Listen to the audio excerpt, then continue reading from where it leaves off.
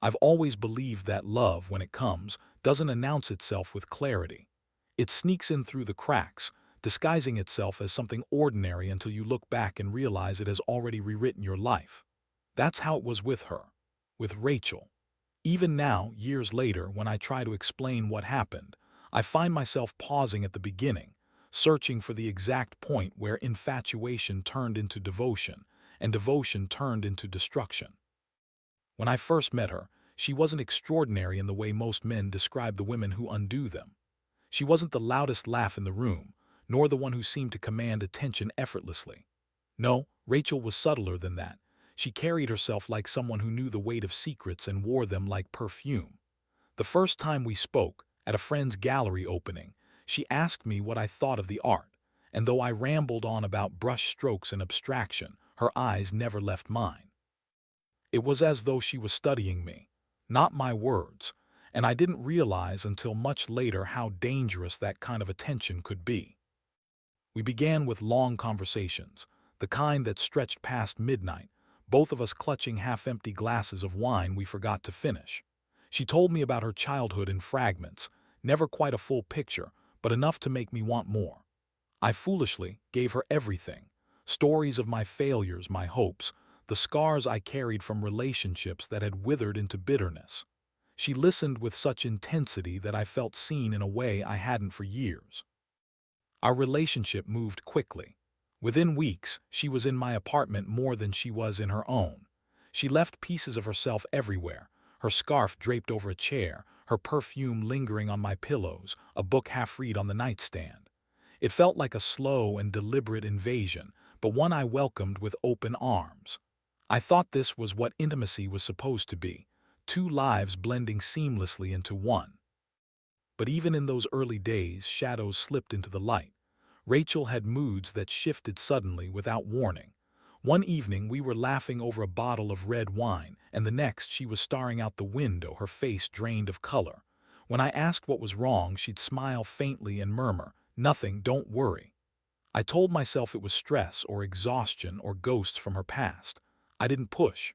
Maybe I should have. It wasn't until I found the letter that I started to question her. It wasn't hidden exactly, just left on the counter among unopened bills.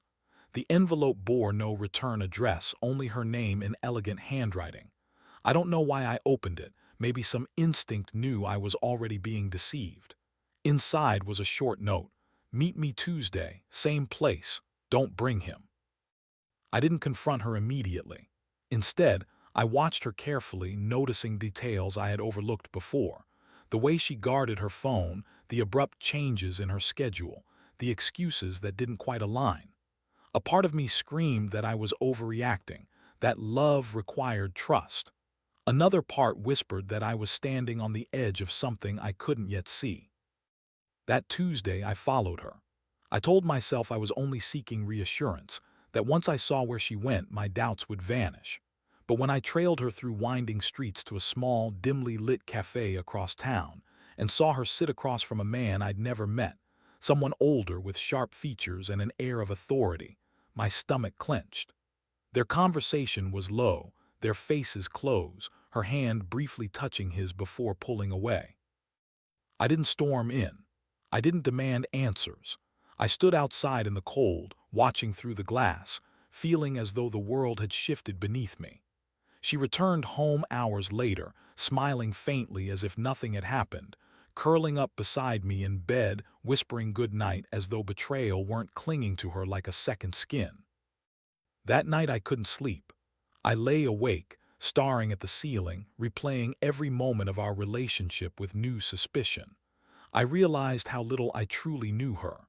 And worse, I realized how much I still wanted her, even as doubt hollowed me out from the inside.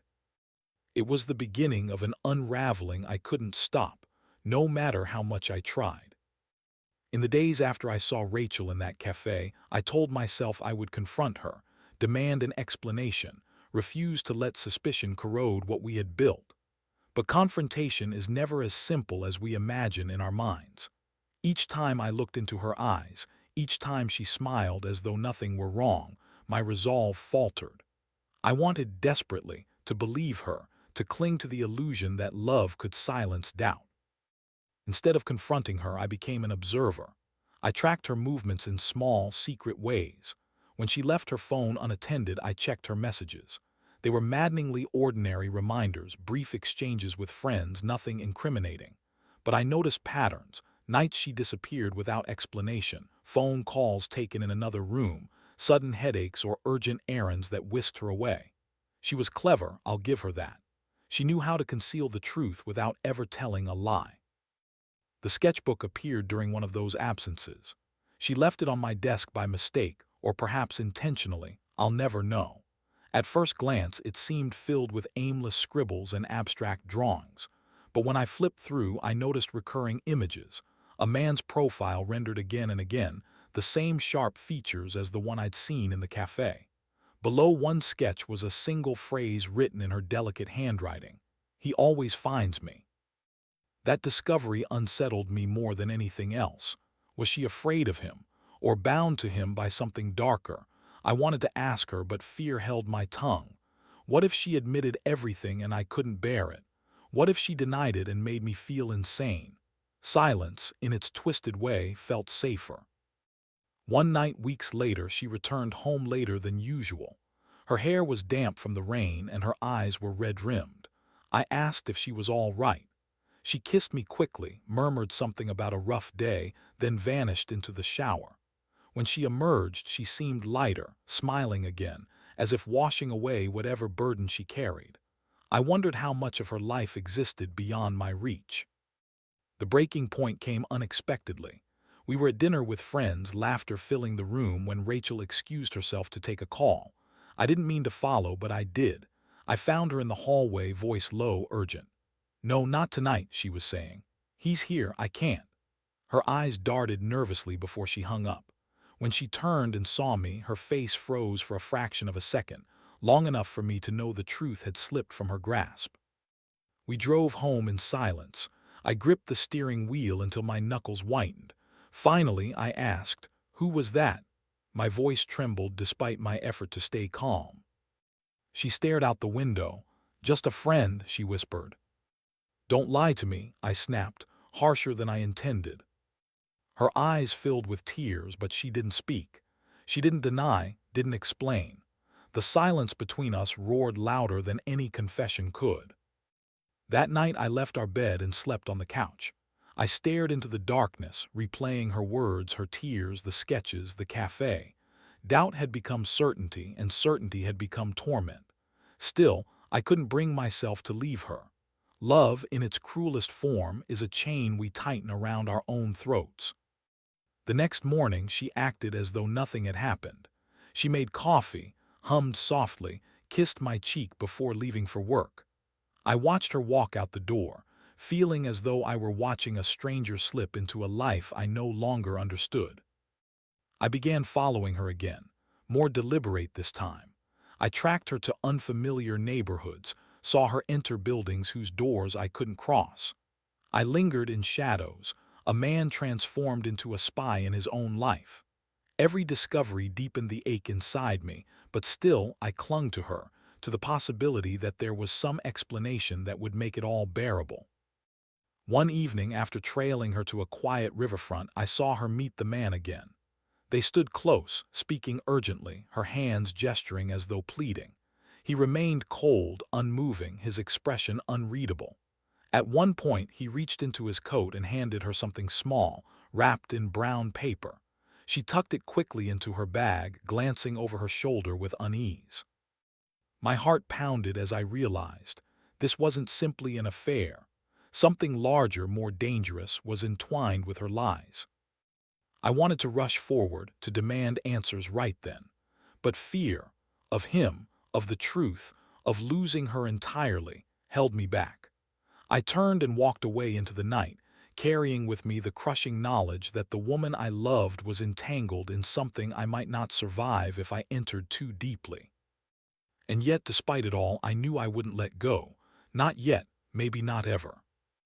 It's strange how quickly life can split in two. On the surface, everything looked unchanged, but beneath I was unraveling. Rachel and I still shared dinners, still curled together on the couch, still exchanged the small domestic gestures that make a relationship seem whole. Yet every glance, every word carried the weight of what I knew and what I couldn't prove. The package she had taken from that man haunted me. I searched her belongings when she wasn't home, rifling through drawers and closets with shaking hands. I found nothing, no brown paper, no damning evidence. She had hidden it well, or maybe she had sensed my suspicions and moved it somewhere beyond my reach. Either way, the absence only deepened the mystery. Her sketchbook continued to change. New drawings appeared, dark alleyways, doorways half in shadow, faceless figures that seemed to loom over the page, and always hidden somewhere that same man's likeness, etched with painful precision. Once, I found a page torn violently from the spine, leaving ragged edges. I searched for the missing sheet but never found it. That absence gnawed at me as much as any discovery. The worst part was the tenderness she still showed me. There were nights she held me as though I were her anchor, whispering half-asleep confessions of love. In those moments I wanted to believe her, to let the warmth of her arms burn away the doubts. But then the morning came, and I remembered the phone calls, the meetings, the package. Love and suspicion warred inside me until I scarcely knew which voice belonged to me anymore. One night I followed her farther than ever before. She left just after sunset, walking quickly, almost furtively. I stayed far enough behind to avoid notice, my heart pounding as though I were chasing prey. She led me into a part of town I rarely visited. Old warehouses by the waterfront, their windows boarded, their walls covered in graffiti. She slipped into one of the buildings through a side door left ajar. I waited several minutes before daring to approach. Inside, the air smelled of rust and damp wood. Voices drifted from deeper within. I crept closer, careful with each step until I saw them, Rachel and the man standing with two others I didn't recognize. They spoke in low, urgent tones, their faces tense. I couldn't make out every word, but phrases carried through the cavernous space. Payment. He doesn't know, dangerous if exposed. My stomach turned. She was keeping me in the dark, not just about another man, but about something larger, something that could shatter the life we had built. I wanted to burst in, to demand the truth, but fear rooted me in place. I stayed in the shadows until they parted ways, Rachel slipping out a different door. I didn't follow her home that night. I wandered the streets instead, my mind unraveling, the city lights blurring through my tears. By the time I returned, dawn was breaking. She was asleep in our bed, peaceful, as though she hadn't spent the night conspiring in ruined warehouses. I stood over her for a long time, torn between kissing her and shaking her awake to confess everything. In the end, I did neither. The following days passed in a haze. I stopped going to work, stopped answering calls from friends. My world narrowed to her and the secrets she carried. I became consumed with deciphering her movements, her expressions, the smallest changes in her tone. I wrote notes, timelines, pieced together fragments like a detective assembling a case. But the more I uncovered, the less sense it made. One evening, as I sifted through my scattered notes, Rachel appeared behind me. Her eyes flicked over the pages, the sketches of timelines, the scribbled connections. For a moment her face was unreadable. Then she smiled faintly and said, "You think too much." She kissed my forehead and walked away, as though she hadn't just seen the evidence of my obsession laid bare. That moment chilled me more than any secret meeting. She wasn't surprised. She wasn't angry. She simply accepted that I was watching her, as though she had expected it all along. Later that night, when I thought she was asleep, I whispered into the dark, "Who are you really?" She didn't answer, but I swear I saw her lips curve into the faintest smile before she turned away. I began to wonder if she wanted me tangled in her web, if she had been drawing me deeper from the start. I've often wondered when exactly I stopped being her lover and became her captive. Not by chains or locks, but by the slow erosion of trust, until the only freedom I had left was the choice to keep following her into the dark. It was autumn when the first real fracture appeared. The air had grown colder, sharper, and so had she. Rachel's silences stretched longer, her absences grew more frequent. Sometimes she vanished for entire nights, returning with hollow eyes and the faint scent of smoke in her hair. She offered no explanations, and I stopped asking because the answers never came. But one night she returned different.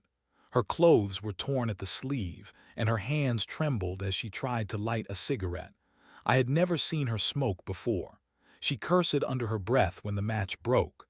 I rushed to her, but she pulled away as though my touch burned her. "What happened?" I asked. "Nothing," she said, too quickly, too brittle. I caught her wrist gently but firmly. "Rachel, look at me." She turned her face toward mine, and for the first time I saw fear in her eyes, not fear of me, but of something larger looming behind her. And then, just as quickly, she buried it, forcing a smile, pressing her lips to mine as though a kiss could erase what I'd seen. That night I dreamed of shadows pressing against our windows, faceless men whispering in a language I couldn't understand. I woke drenched in sweat, and Rachel was gone. When she returned in the morning, she carried a new sketchbook. I grabbed it before she could hide it. The drawings inside made my blood run cold. Distorted faces, eyes scratched out, knives dripping ink, doorways leading into darkness. And on the final page, a single phrase: "If he learns the truth, we both die." I confronted her then. My voice shook, my hands shook, but I demanded to know everything. She sat silently at first, staring at the floor. Then she whispered, "I can't tell you. If I do, you'll be in danger too." "I already am," I said. Her eyes filled with tears, but she said nothing more. She ripped the sketchbook from my hands, tore the pages to shreds, and stuffed them into the fireplace. I watched the drawings curl and blacken in the flames, knowing the secrets they held would vanish into smoke. But the destruction only deepened my resolve. I couldn't protect her if I didn't know what hunted us. A week later, I followed her again. This time, she met not only the man from before but several others. They gathered in a dimly lit room above a shuttered bar. I crouched by the cracked window, straining to hear. The words I caught were fragments, but enough. "Exchange documents, he suspects." And then Rachel's voice, taut with desperation: "He's not part of this. Leave him out of it." My chest tightened. She was talking about me. One of the men laughed, low and cruel. "Then don't give him a reason to get involved." Rachel's shoulders slumped and she nodded.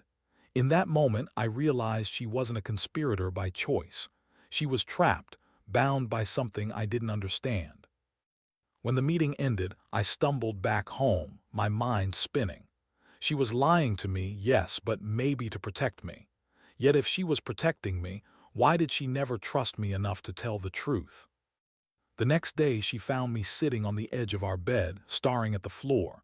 Without a word, she sat beside me and took my hand. "Do you still love me?" she asked softly. The question cut through me. Did I, after everything? "Yes," I whispered. It was the only truth I had left. She closed her eyes, pressing her forehead against mine. "Then trust me, please, don't follow me again." But of course I did. Because by then, I wasn't just afraid of losing her. I was afraid of losing myself in the maze she had built around us. Every answer I sought only birthed more questions. Every truth I grasped dissolved into lies.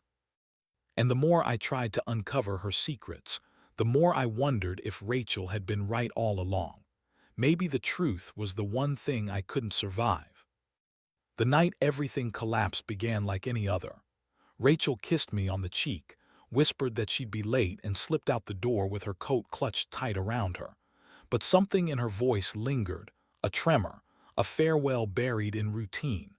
I knew, deep down, that if I let her go without following, I might never see her again. So I followed. The city was a maze of shadows, the streets slick with recent rain. Rachel moved quickly, more determined than I'd ever seen her. She wasn't just going to another meeting. She was fleeing toward something inevitable. I trailed her across blocks, through alleys, until she entered an abandoned factory by the river. Inside, the air was heavy with mildew and rust.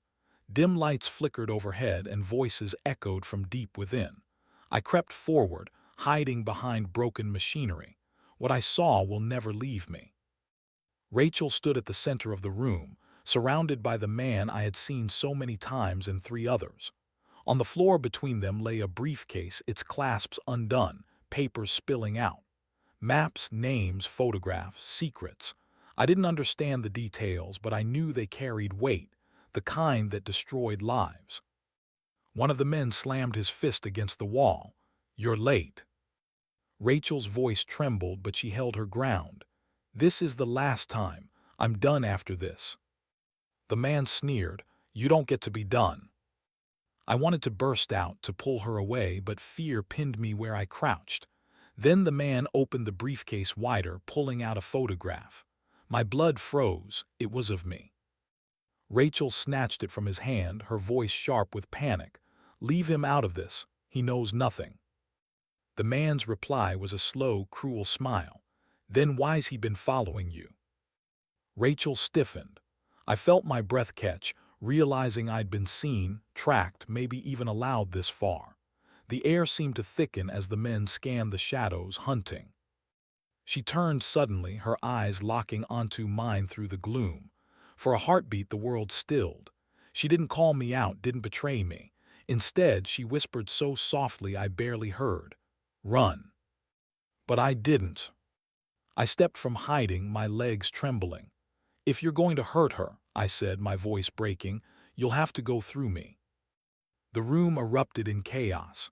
Shouts, footsteps, a scuffle as one of the men lunged toward me.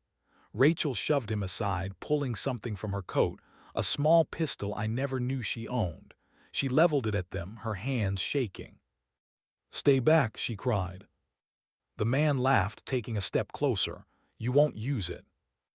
And maybe she wouldn't have. But in the tension of that moment, the world cracked open. A shot rang out, deafening in the hollow space. For a second, no one moved. Then one of the men collapsed, clutching his side, blood blooming across his shirt. Panic seized the room. The others shouted, scrambling. Rachel grabbed my arm. "We have to go." We ran, stumbling through corridors, out into the rain-soaked night. Sirens wailed in the distance, though I never knew if someone had called them or if they were simply part of the city's endless chaos. We didn't stop until we collapsed against the riverbank, gasping for air. Rachel dropped the gun into the black water, her hands trembling uncontrollably. Tears streaked her face, mingling with the rain. "You should have listened," she whispered. "You should have stayed away." I held her, though my own body shook. I couldn't. For a long time we sat there, the city stretching silent around us. Finally, she pulled away, her eyes hollow. "They won't stop now. You're part of this whether you wanted to be or not." "What do we do?" I asked. She looked at me with a kind of resigned sorrow. "We run. We keep running until there's nowhere left, and even then we don't stop." And so we did. But here's the truth I can't escape. I don't know if Rachel pulled me into her world to save me or to destroy me. I don't know if the love we shared was real, or just another mask she wore to keep me close. What I do know is this. Every time I close my eyes, I see her face that night, rain-soaked, defiant, terrified, and beautiful. A woman I loved beyond reason, who carried secrets that nearly consumed us both. And even now, as I speak these words, I can't decide whether she was my salvation or my ruin. Maybe she was both.